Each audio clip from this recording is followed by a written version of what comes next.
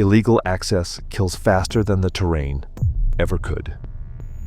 When people ignore closures and warning signs, the margin for error disappears instantly. Today, we're breaking down multiple incidents where climbers and hikers crossed restricted boundaries and made fatal mistakes that should have never happened. It was September 14th, 2014, on the Via Ferrata Ivano di Bona, above Cortina d'Ampezzo in Italy's Dolomites. The route was officially closed for maintenance quite after sunset, with warning signs left unread and steel cables waiting to be replaced. Nothing about the evening suggested drama. It was simply dark, damp, and unattended, the kind of setting where small decisions go unnoticed until they cannot be reversed. Marco Bellini was 41, a seasonal construction laborer who worked summers on renovation crews and winters where he could find them. When tourist season slowed, he scavenged scrap metal to bridge the gap between contracts, a practice common enough in the region to feel routine. Friends described him as practical and unromantic, someone who trusted familiarity more than planning. He had grown up around the mountains and had used Via Ferratas since his 20s, enough to believe he understood their risks without formal instruction. His equipment that night reflected that mindset. Marco carried bolt cutters, work gloves, and a short static rope meant for positioning, not arresting a fall. He wore approach shoes rather than boots and relied on a simple personal tether instead of a certified Via Ferrata lanyard with energy absorbers. The Ivano di Bona route is a traversing line of exposed ledges and vertical steps cut into pale limestone, normally protected by a continuous steel cable. Marco entered the route after dark to avoid hikers and maintenance crews. He ignored posted notices stating the line was unsafe and assumed the exposure would be manageable if he moved slowly. The weather forecast called for clear skies but high humidity, and dew had already begun to settle on the shaded rock. He progressed to a long, horizontal section and began cutting the cable into manageable lengths, coiling it against his chest. In the final section, he attempted to move past a gap where the cable had been removed entirely. A temporary pedon had been placed nearby for workers, not for fall protection. Marco unclipped his tether, reached for the piton, and tried to reclip while standing on a sloping ledge. Below him, the route dropped in step terraces toward a scree field, hundreds of feet down. His right boot skated on polished limestone, slick with dew. Without the cable in place, there was nothing to check the slip. His body pitched forward, his hands clawing at empty air, the rope never loading. He struck the first ledge feet first, then rotated, hitting his side and head. The fall continued, uncontrolled, bouncing and tumbling across multiple shelves. Each impact produced a dull report that carried through the valley before stopping abruptly. Two climbers below heard several impacts in quick succession, then silence. They used headlamps to scan the face and saw debris falling, but no movement. One climber descended to a safe point and called emergency services at 9:42 p.m., reporting a fall from the Ferrata. Mountain rescue arrived just over an hour later, reaching the body after midnight when conditions allowed. The post-mortem examination found catastrophic head injuries, a crushed rib cage, collapsed lungs, and widespread internal bleeding. The spine was broken at multiple levels, and death occurred on the first major impact. No equipment malfunction or external interference was identified beyond his own actions that night alone there. During daylight recovery, maintenance workers noticed a long section of cable missing and cut cleanly. Investigators traced recent scrap metal sales to Marco's vehicle, parked near the trailhead. The route reopened months later with reinforced anchors and theft-resistant fittings installed along the line. The danger wasn't dramatic. It was routine theft on a familiar path. It was June 3rd, 2017, on the sea cliffs above Praia da Marinha in southern Portugal. The beach was empty before sunrise, waves breaking quietly against rock that had been reshaped by winter storms. Warning signs marked sections of the cliff as unstable, but in the low light, they blended into stone. The overhang above the water looked unchanged, solid enough to trust until the morning proved otherwise. Tiago Sousa was 27, a barista from Lagoa who split his days between coffee shifts and climbing sessions along the Algarve coast.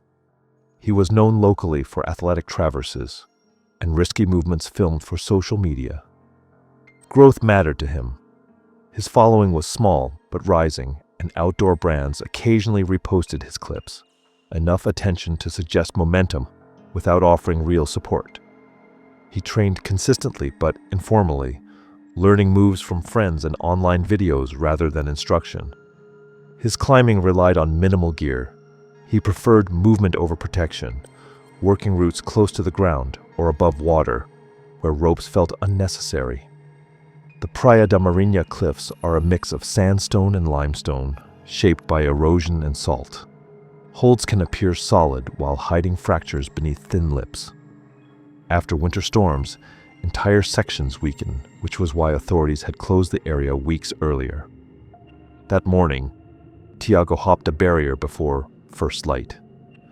He placed a camera on a tripod among boulders below the overhang, framing the traverse from the side. The plan was a dynamic sequence under the roof, cutting feet loose and swinging across before matching on a chalked edge near the end. The line had been climbed before the closure, and chalk still marked the holds. Conditions were worse than usual. The air was damp, the rock cold, and small grains fell when he brushed holds. A posted notice warned of erosion and recent rockfall, but Tiago did not inspect it closely. He began anyway, committing once both hands left the ground. The first moves went smoothly, body tension holding as expected. As he reached the crux, he loaded the final edge with his right hand. The sandstone lip fractured instantly. A thin plate shored away under his weight, leaving nothing to grip. Tiago swung outward, slammed shoulder first into the wall, and lost control. His body rotated away from the cliff, feet kicking at air before he dropped free. He fell roughly 40 feet, striking jagged limestone blocks at the base. The impact was loud and final. His head and torso took the force, limbs folding unnaturally on contact. Several early beachgoers heard the sound and ran towards the base of the cliff. One person found the camera still recording and Tiago motionless among the rocks. Emergency services were called within minutes. Paramedics arrived in under 15 minutes, but could not intervene. The injuries were catastrophic. The post-mortem later described multiple skull fractures, a ruptured liver, collapsed lungs, and extensive internal bleeding. He died on impact, with no signs of survival after the fall. Investigators reviewed the camera footage, which clearly showed the hold failing under load. There was no equipment malfunction or external interference. The closure notices were documented, and erosion at the breakpoint matched recent weather reports. Local authorities referenced prior minor rock falls in the same sector earlier that spring, consistent with the visible failure pattern captured on video as supporting evidence. The incident was logged as a fatal fall in a restricted area.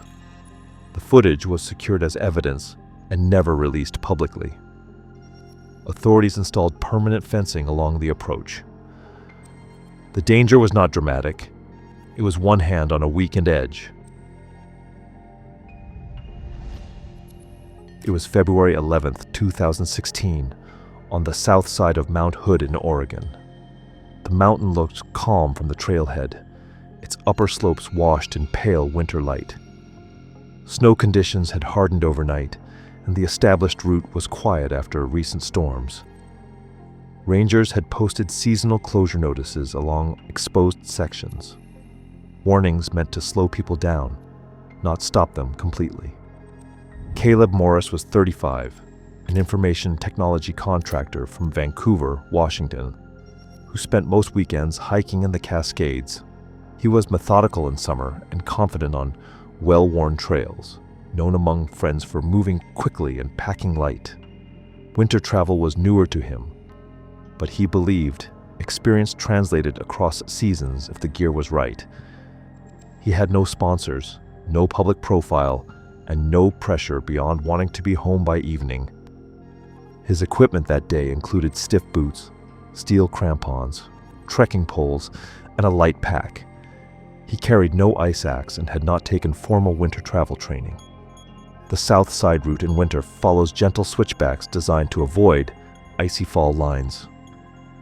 Leaving them exposes climbers to hard snow, angled toward volcanic rock. Crampons help with traction, but they do not stop a fall once momentum builds. Caleb began early and made steady progress. As the slope steepened, he noticed his GPS showed a shorter line cutting across the switchbacks. He knew the traverse was discouraged in winter, but it looked efficient and tracked from earlier seasons. The snow surface appeared firm and uniform, without visible ice. He stepped off the marked route, committing to the shortcut. The slab was harder than expected. Each step rang faintly as metal bit into frozen snow. He angled across, leaning slightly uphill, aware that a slip would carry him downslope. Halfway across, his right crampon caught abruptly. The point snagged beneath the surface, twisting his leg as his upper body continued moving. The sound of the femur snapping was sharp and unmistakable. Caleb collapsed instantly, his leg folding beneath him. Pain overwhelmed any attempt to self-arrest. His body slid, rotating as gravity took control. He struck the first boulder hip first, then spun, hitting shoulders and head against exposed rock. Two climbers above watched the slide unfold in seconds. They shouted and tried to move, but the slope below them was equally icy and unsafe. Caleb continued downward, bouncing between rocks before coming to rest against a snowbank. There was no movement afterward. The climbers called emergency services within minutes. Mountain rescue was dispatched, but reaching the site required securing the slope and approaching from below. Rescuers arrived approximately 40 minutes later. Caleb had already succumbed to his injuries, with extensive blood loss visible in the snow. The medical examination later found a compound fracture of the right femur, crushed pelvic bones, and severe internal bleeding. The force of the impacts ruptured major blood vessels and organs. Death occurred within seconds of the initial fall before help could physically reach him. Recovery teams documented his GPS track, which clearly showed the illegal traverse cutting across the closed slope. No equipment failure or weather anomaly was identified. Conditions matched the posted warnings exactly. The incident was recorded as a fatal winter hiking accident involving route deviation. Additional warning signage was installed the following season, emphasizing fall hazards and seasonal closures. The danger wasn't dramatic. It was a shortcut across the ice. It was August 19th, 2013, at the abandoned Sunshine Skyway Pier near Tampa Bay, Florida. The remaining concrete towers stood silent above the dark water, closed to the public and posted with warnings that had faded under years of sun and salt. Traffic moved steadily on the active span nearby. Nothing about the night suggested urgency, only neglect and the quiet decay of old infrastructure. Victor Hale was 46, a warehouse logistics supervisor by day and a devoted urban explorer by habit. He had spent years documenting abandoned structures, drawn to places where engineering outlived its usefulness. Friends described him as patient, meticulous, and stubbornly confident in his own judgment. He had no sponsors or affiliations, only a small online following that appreciated his access to restricted sites. Victor was self-taught in climbing techniques. He He understood knots and rappels from books and forums, but rarely climbed in controlled environments. The old Sunshine Skyway Pier was once part of a major bridge, its remaining towers exposed to salt air for decades. Steel bolts and anchors installed during construction were never meant to be reused. Salt corrosion eats from the inside out, leaving hardware that looks intact until it is fully loaded. He arrived after midnight to avoid security patrols and traffic attention. Carrying a rope, harness, and headlamp, Victor climbed the tower ladder to a maintenance platform. He identified an old construction bolt embedded in concrete, partially rusted but still protruding. He clipped in, weighted it gently, and felt no movement. He did not back it up or equalize it with another point. The plan was a short rappel to photograph the underside of the platform. Wind from passing vehicles vibrated the structure slightly. A low hum felt through the metal. Victor checked his device, leaned back, and committed his full weight to the line. The rope went taut, loading the bolt completely for the first time in decades. The anchor failed instantly. The corroded steel sheared flush with the concrete, producing a sharp metallic crack. Victor dropped headfirst, his body rotating as the rope went slack. He struck the edge of the platform with his shoulder before clearing it entirely. He fell more than 70 feet, accelerating past the tower and into open air above the roadway below. Motorists saw a dark figure flash through their headlights. Victor impacted the asphalt headfirst, followed by his upper torso, the force snapping his neck and crushing his skull. The sound caused several drivers to brake and pull over. Emergency services were called within seconds by multiple witnesses. Traffic was stopped, and responders arrived in under 10 minutes. Victor showed no signs of life. His injuries were incompatible with survival, and resuscitation was not attempted beyond a brief assessment. The medical examination later documented catastrophic skull fractures, complete severing of the cervical spine, and massive trauma to the chest. Death was immediate at impact, with no evidence of defensive movement or delayed injury. No equipment malfunction was found beyond the failed anchor point. Investigators noted extensive internal corrosion in the sheared bolt, consistent with long-term salt exposure. The site was confirmed closed and posted at all access points. Victor's equipment was functional and correctly used, aside from reliance on a single anchor. The incident was recorded as a fatal fall from restricted infrastructure. The Department of Transportation removed the remaining exposed anchors from the structure weeks later. Images circulated quietly on local climbing forums as cautionary examples. The danger wasn't dramatic, it was trusting rust. It was October 7th, 2018, at the Mount Wilson radio towers above Los Angeles, California. The access road was closed for the night, and the compound lights cast long shadows across steel structures rising into the dark. Wind moved steadily through the towers, producing a low metallic hum that carried down the slope. The area was quiet, controlled, and not meant for visitors after hours. Aaron Pineda was 24, an electrical apprentice working towards certification with a regional contractor in the San Gabriel Valley. He was curious, mechanically minded, and comfortable with heights, traits that made him well suited for his trade. Co-workers described him as eager and confident, sometimes too willing to learn by doing. He had no sponsors or affiliations, but he admired tower technicians and talked often about moving into communications work. Aaron spent his free time watching climb videos and studying tower layouts online. He believed ladder cages and internal shafts were designed to prevent falls, an assumption shaped by partial understanding. Communication towers use vertical ladders broken into sections, connected by platforms and cross-bracing. Inside the shaft, a fall is constrained, but not stopped. and there is no built-in arrest system without personal safety gear. That night, Aaron and two friends jumped a perimeter fence to explore the site. They chose a tower with an internal ladder, assuming it was safer than an exposed climb. Posted warnings and restricted access signs were ignored. None of them wore harnesses or carried fall protection. The climb began casually, with headlamps illuminating rungs and bolts as they ascended. As they climbed higher, the spacing between ladder sections increased. Transition points required stepping sideways and shifting weight around cross-bracing. Wind inside the tower intensified, pushing against their bodies and rattling metal.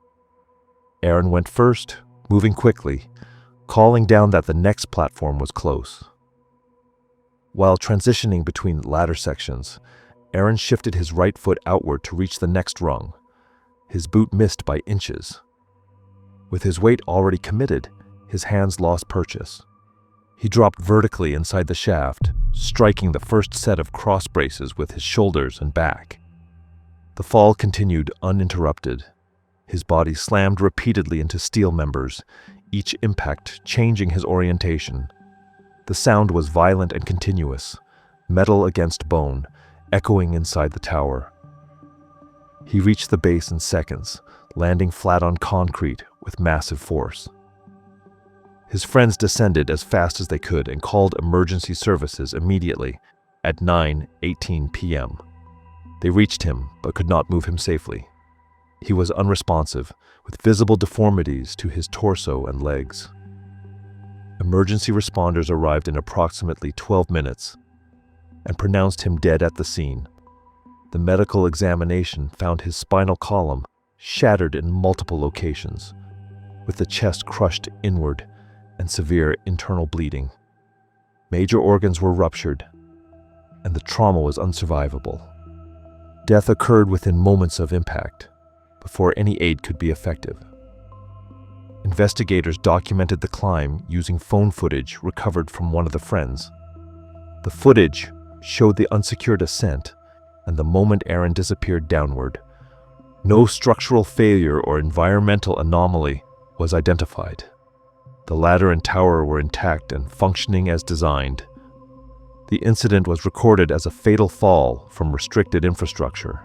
Aaron's employer reviewed the case internally and expanded safety briefings for apprentices. Regional tower operators tightened access controls and reinforced fencing at similar sites. The danger wasn't dramatic. It was one missed rung. Thanks for watching. If you like these stories, click here